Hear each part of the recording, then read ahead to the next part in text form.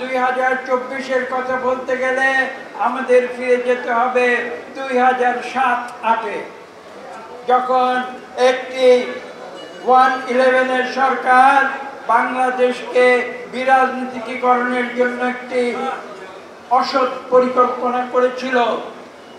কিন্তু সেই পরিকল্পনা যদিও পরবর্তীতে ব্যর্থ হয়, কিন্তু তার ফলশ্রুতিতে আপনারা জানেন কিছু কুচক্রীদের কারণে সেই দেশে তখন একটি নির্বাচন অনুষ্ঠিত হয়, যেটাকে বাংলাদেশে নয় জাতিসংঘ সারা বিশ্বে একটি সুষ্ঠু নিরপেক্ষ নির্বাচন বলে প্রচার করার অপপ্রয়াস নিয়েছে। আজকে আমি বলতে বাধ্য হচ্ছি যে সেই 2008 সালের নির্বাচনও কিন্তু সুষ্ঠু নিরপেক্ষ ছিল না, সেটি ছিল পরিকল্পিতভাবে একটি সাজানো নির্বাচন।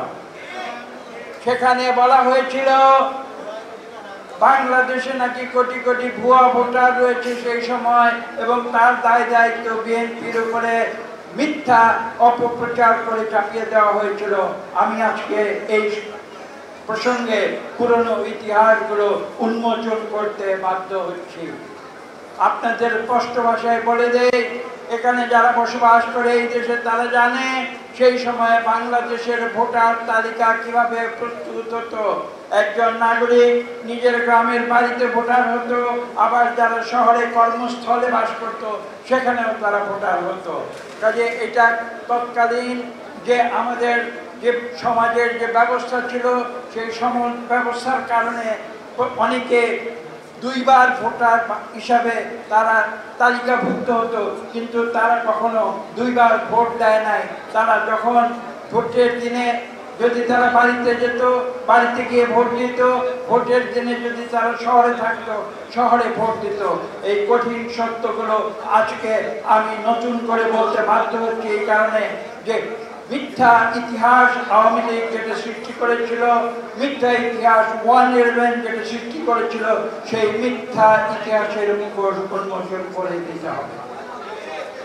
এবং পরবর্তীতে নতুন করে ভোটার লিস্ট করা হয়েছিল, এটা সত্যি, কিন্তু সেই ভোট ছিল সম্পূর্ণ নিয়ন্ত্রিত।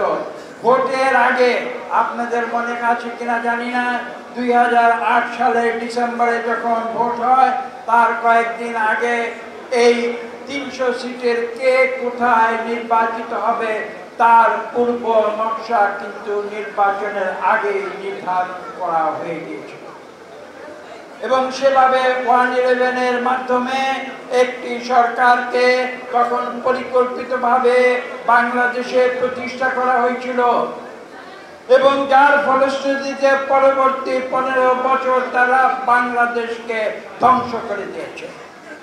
তারা ধ্বংস করে দিয়েছে রাজনৈতিকভাবে, তারা ধ্বংস করে দিয়েছে নৈতিকভাবে, তারা ধ্বংস করে দিয়েছে অর্থনৈতিকভাবে, তারা ধ্বংস করে দিয়েছে সাংস্কৃতিকভাবে, এবং তারা ধ্বংস করে দিয়েছে ধর্মের দিক থেকে।